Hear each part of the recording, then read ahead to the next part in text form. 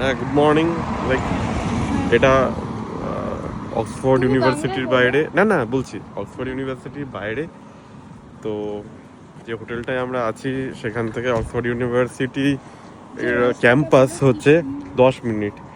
কিন্তু এই রাস্তাটা বাইওয়ে, সামনে যে রেস্টুরেন্টগুলো যেগুলো আছে প্রত্যেকটা জায়গার সামনে স্ট্রিটগুলো এত পরিষ্কার, এত ভালো, ওয়েল অর্গানাইজড একটা স্টেপস।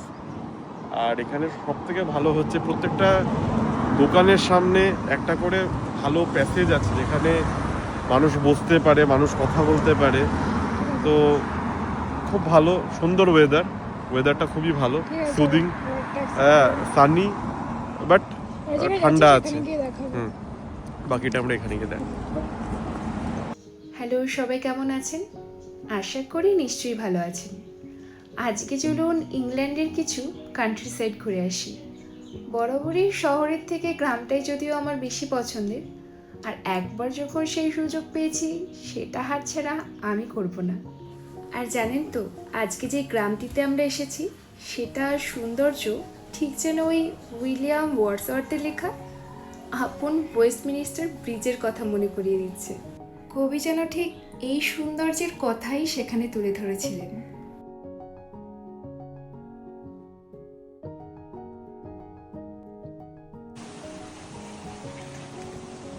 এটা টেমস নদী।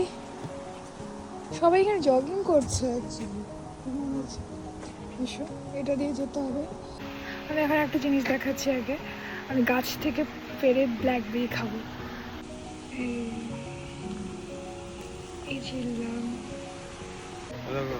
হাঁসগুলো তো, হ্যাঁ, হাঁসগুলো আছে। হাঁসগুলো বড়। চলো চলো হাঁস।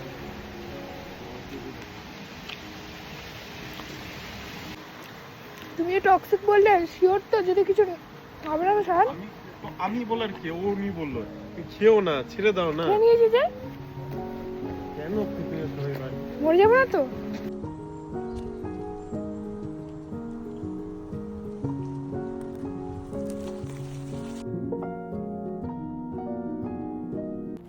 এই যে নদীটি, এটি হচ্ছে টেমস নদী, যেটা ওই পুরো লন্ডন জুড়েই বয়ে চলেছে। আর সেটারই একটা ছোট্ট ভ্যালি যেটার উপর দাঁড়িয়ে আছে এই সুন্দর ছোট্ট গ্রামটি।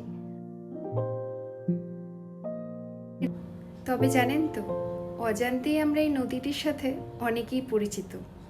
এই ধরুন কেউ একটা গল্প পড়েছে, আর কেউ বা একটা কবিতা। তবে হয়তো তারা এটাই কখনো ভেবে